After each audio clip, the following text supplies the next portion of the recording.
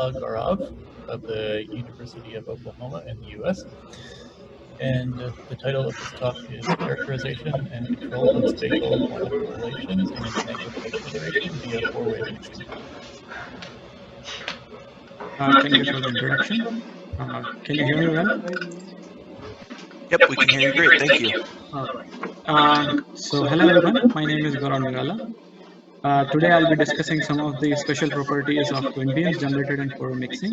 Just to give my brief introduction about myself, I'm from the Quantum Optics group at the Center for Quantum Research and Technology at the University of Oklahoma at Norman. My group advisor is Alberto Marino. This project is supported by the Keck Foundation and the NSF. So over the past few decades, we have seen increasing technological applications for quantum states of light.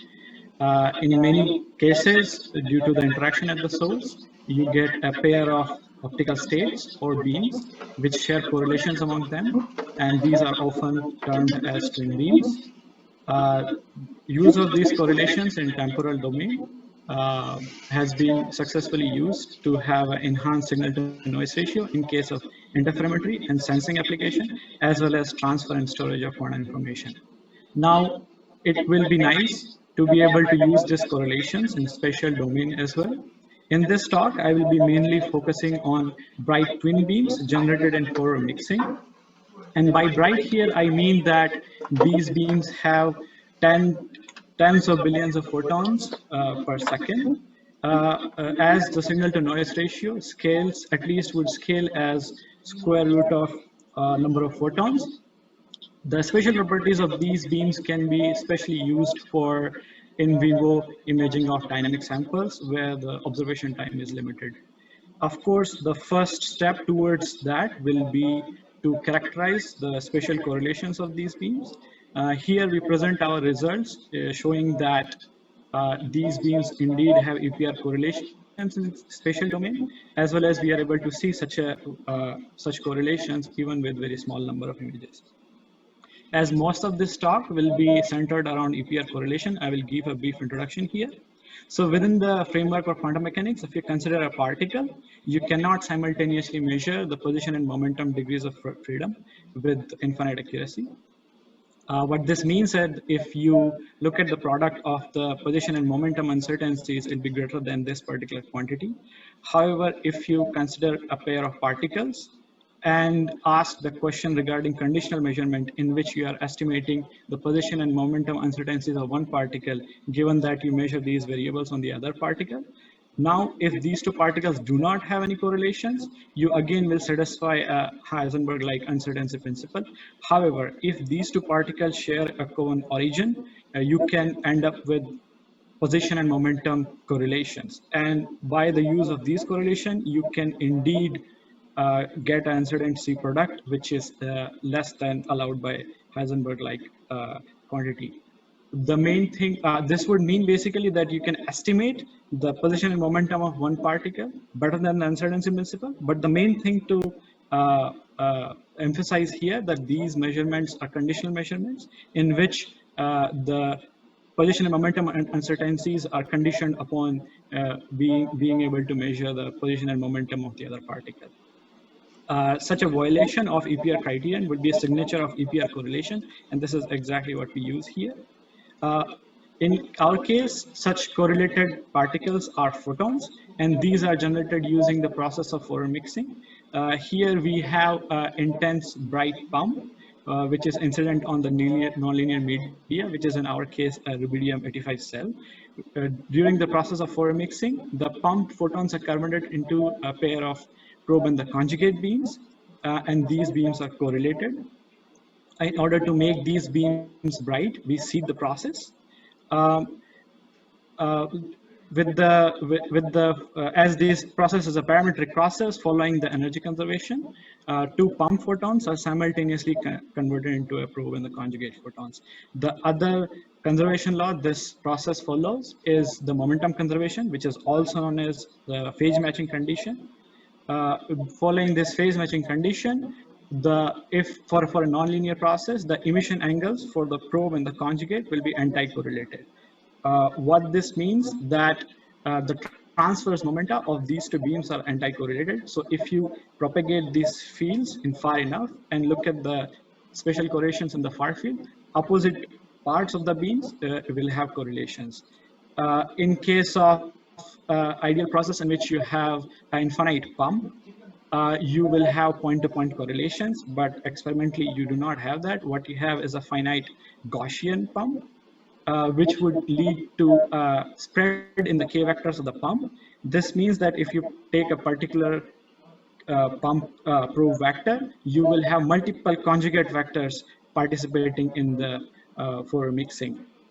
So this would mean that for a particular, if you're imaging in far field, for a particular point in the probe, you will have an area over which the corresponding conjugate photon will end up.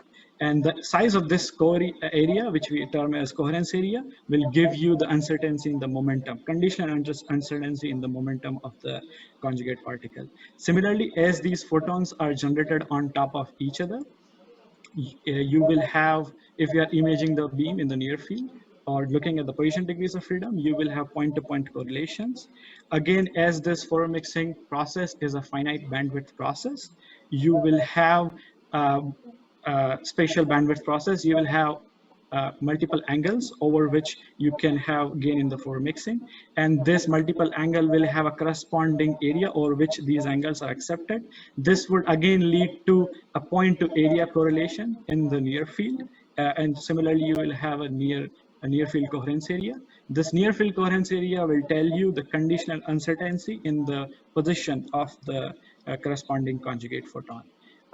At this point, you can conceptually see how would you see a EPR criteria violation, that if you estimate the size of these two coherence area, near and far field, the product of them will be should be less than what is allowed by the uncertainty principle.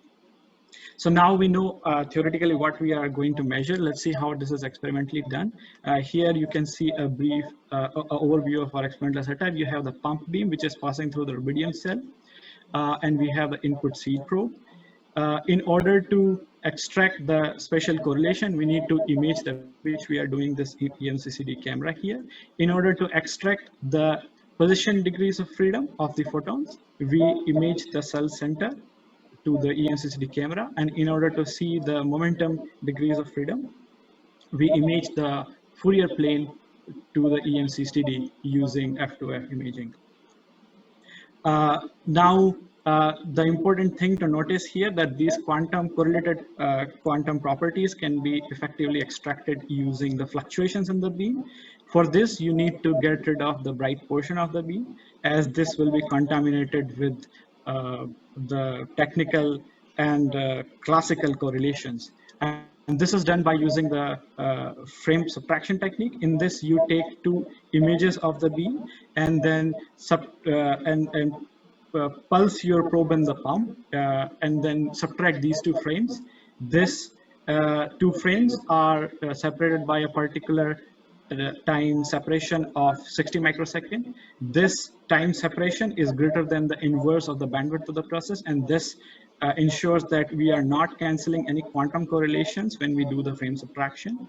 In the end, with the frame subtraction, we cancel out the bright portion and we are able to extract the spatial correlations. So now that we have our spatial correlations, we can extract the now that we have our spatial intensity fluctuation, we can extract the correlations. Depending on whether you are doing imaging in near field or the far field, you need to see that the given a particular point in the probe where the corresponding conjugate fluctuations are located. So for that, what you do is take a particular part of the probe and scan it over the conjugate to look at the overlap or the correlations. As you scan the probe over the conjugate, you generate a graph which is something like this, in which the correlations peak at a particular point. However, you have a width around it. This shape is similar to a two-dimensional Gaussian. In order to estimate the size of this area, we fit this with a 2D Gaussian model, and that FWHM of that fit gives us the size of the coherence area in case of far field, the far field coherence area, and near field, the near field coherence area.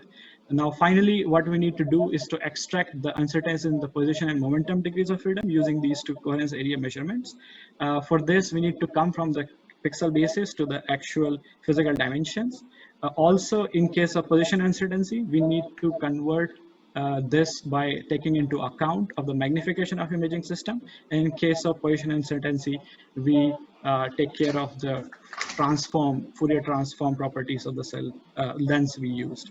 Finally, when we have our uncertainties, we calculate our uncertainty product, and then we see that we indeed violate the EPR criteria by many standard deviations.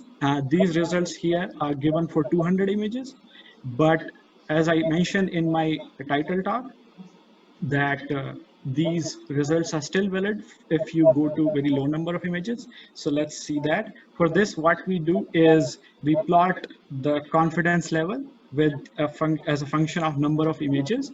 The confidence level basically tells us by how many standard deviations we are violating the EPR criteria.